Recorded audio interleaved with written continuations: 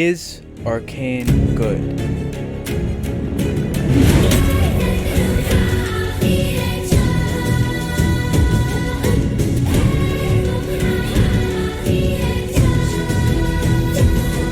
I mean, it's pretty gay. It's rare that you witness a masterpiece in real time. Usually you give it some time to marinate, but with Arcane, the dish was already set. You don't need me or anybody else to tell you that it's good, and I wish I could title the video, I know you know Arcane is great, but I can't help but talk about it, and I'll get into some details on what makes the story great that you may have missed, and the video is like a letter to the show for how good it was.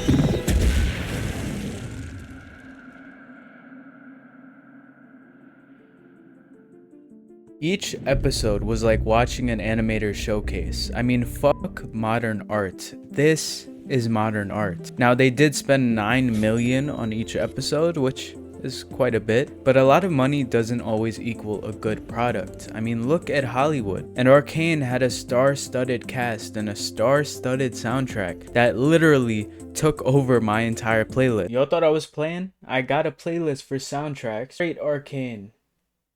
All Arcane. That blue, that's Arcane. So you could tell that the cost went to a lot of places, and that just shows to me that this could be the future of animation. It's still an expensive one, but in the future hopefully not as expensive, and there are some costs that you can cut back on, like hiring Hollywood A-listers on the cast or soundtrack. Even though they did amazing, and I honestly can't see it any other way, there's tons of talent in voice acting and music that could make this type of show more affordable and still as good. And speaking of the animation, 3D CGI is not typically this great. I mean, it had been used a lot by Disney or Capture Motion, and they do come out good, but 2D is clearly the dominant world of animation. I mean, just look at anime. Besides the fact that it holds the hand-drawn aspect of art itself, 2D animation just seems to flow better and feel like art.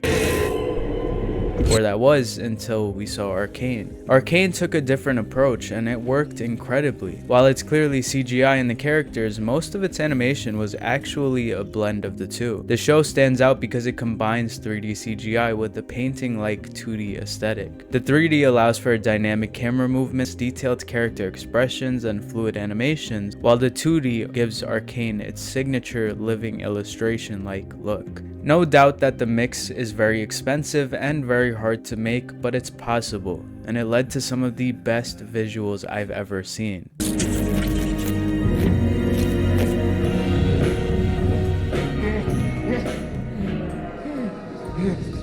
Blisters and bedrock.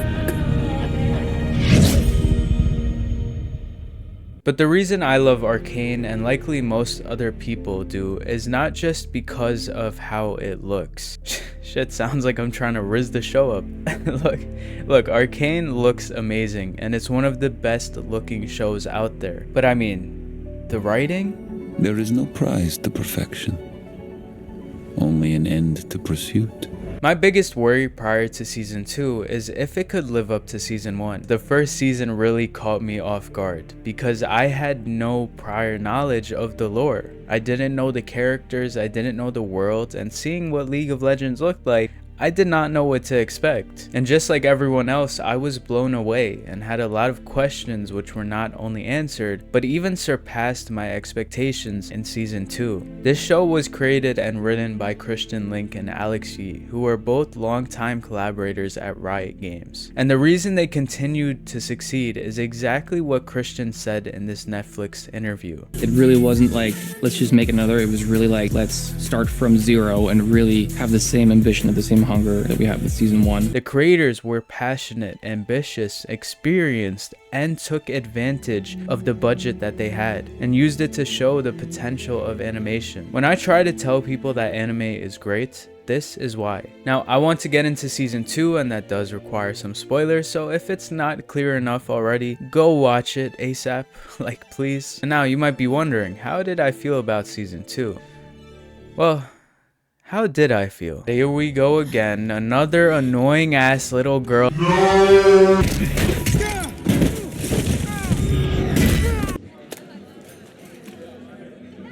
You cannot have worse RNG than this. Whoa, whoa, whoa, whoa.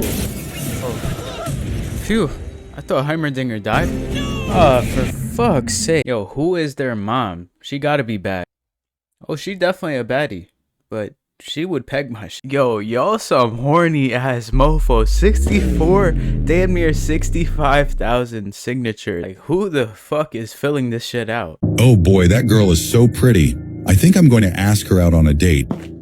Hey, did you want to maybe grab a bite? Fuck you. Said the fuck you girl. This religious symbolism is beautiful. I mean, a miracle worker who uses all his power to bring the people back. Surely he won't get power hungry and try to play a role of God. Yo, they're about to kiss! Hold on, they're about to kiss! If we being real, this might be more romantic than a kiss. Like, this what me and the bros do at the sleepover. Hold on, this shit is kind of beautiful. Only you. Gotta shed a fucking tear, show bro. me Like, this this. is actually beautiful. Astral backshots? Who made this? Yo! Look at you, all lonely and shit. And what? You saved the world. Well, you not dancing with powder. Oh my god, how dumb can you be? Let go! No, not like that. He got a happy ending. Him, of all people. Singe, the guy who caused half of this, has got a happy ending. Ooh, I got some words for the creator. And some fists. Alright, Mel got her spot and they got a real leader. Savika got her spot and the Undercity is now part of Piltover. These two are happy, these two are dust. Echo, I'm sorry. I mean, you chose this life. I tried to warn you. I mean, you did save the world and you might be the clutchest character in fiction, but I'd be dancing with powder. Anyways, Jinx is definitely alive and it looks like a new character is coming, so there's that. If you couldn't tell, I had a lot of fun with this season. Now, before I get to the more important aspects, I do want to emphasize something that I have to talk about, which is that Jace and Victor are platonic soulmates. Move this man! I know, everybody's gonna hate this. First of all, it's not that deep, and I get that. I joked about it myself, but there's a reason I want to talk about this. And no, it's not because I'm homophobic. If you call me homophobic, I will assassinate your entire ancestry. The reason that this matters is because the creators wanted to show that to you and avoided making them a couple for a clear reason, which I think I discovered. This is actually post-edit, but I realized I rambled on about this. It's not some big revelation. If you watch a couple of interviews, it's really clear that they self-insert themselves into the story of Jace and Victor. So again, like, it's really not that deep. All bros have love for each other, right? And if you want to ship them, like, it's completely fair. I mean, they are clearly soulmates. Whether it's platonic or not does not really matter. But the only reason I'm pointing it out is because I feel like it's the creator's message that they wanted to portray. You know, their shared image of what their journey has been like is really clear in Victor and Jace's. And then once you get into the plot, obviously it furthers on Victor and Jace themselves. But yeah, I just feel like it's a clear representation of how long they've been friends and how much they mean to each other. And it's really heartwarming. I mean, maybe those bros are, you know, and just like myself, they're obviously not homophobic. I mean, the MC is literally a fruitcake. And examining the arc that Vic went on further, when he saved Jace with Hextech, and Jace saved him with Hextech, and eventually stopped him with Hextech, which was really Victor's plan all along. It's a full circle moment for both of them. And it reminds me most of Iron Man and Spider-Man's relationship in Endgame. They look out for each other in every scenario, but there's only one where a solution is found and it's tied to a sense of loss. It's a beautiful way to conclude both of their stories. Both who used Hextech to make up for their own insecurities learned that there's a reason we have them. There is no prize to perfection. Victor seemed like a savior, but what humans do best is mess up and then get back up again. We'd never have resilience or perseverance or human traits in general if we were simply made perfect. We'd be no different than robots, and that is the beauty of humanity. There's a reason I always felt Victor's story was the most compelling, and to those of you who thought that Vi became a background character, she basically did. But that's not a good critique in my opinion, because the beauty of Arcane is how compelling each of the other stories were, and how the characters could be great once they got their moment to shine. Victor, Jace, Heimerdinger, Echo, and Jinx were all tied up with the literal ending of their worlds, so it was simply more important than whatever Vi had going on with Caitlyn, and she still had her moments. There was a couple interactions like with Caitlyn and with Vander, which I know a lot of people hated this scene, but I feel like many are forgetting the parallels. Powder blew him up in the first place, and Vi had to run to live. In this second scenario, she couldn't leave because that's what she did the first time, but this time Powder was the one who saved her instead of causing the entire mess. And yet another parallel, if not the best parallel, is the fact that Vi is the real Jinx of the universe. In the world where Vi dies, everyone else lives.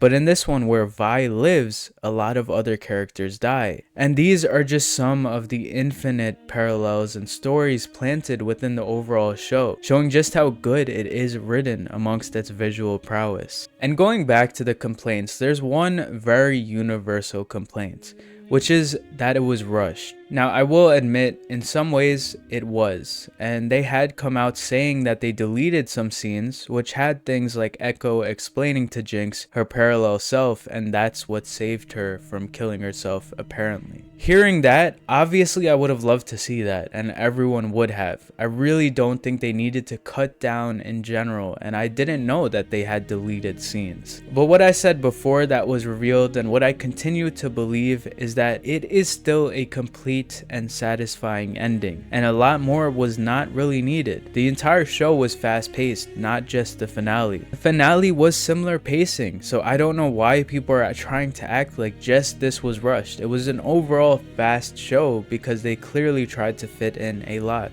But it was still satisfying and complete in the end because a lot was solved. As for the couple of questions left, Jinx is most likely still alive, and there's a new character that's likely entering the verse. I think they announced that they'll be working on new series, and that was obvious. The show was too good to not lead to more like it, and it may not have been the most profitable for them, but like I said, there's ways to cut costs, and again, just too good to not have more of. I'm satisfied, genuinely, and I loved every episode.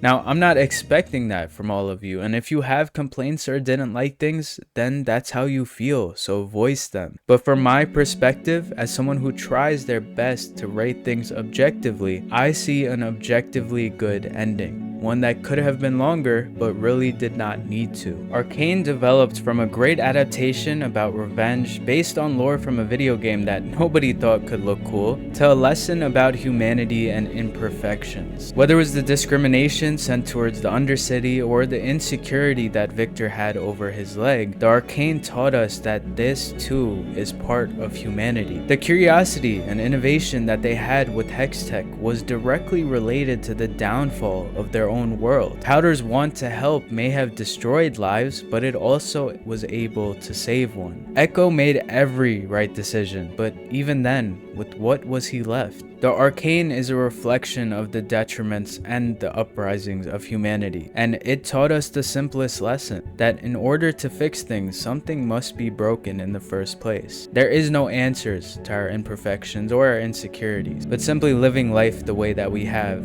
is the only way to go. You've always wanted to cure what you thought were weaknesses. Your leg. Your disease. But you were never broken, Victor. There is beauty in imperfections. They made you who you are. An inseparable piece of everything I admired about you.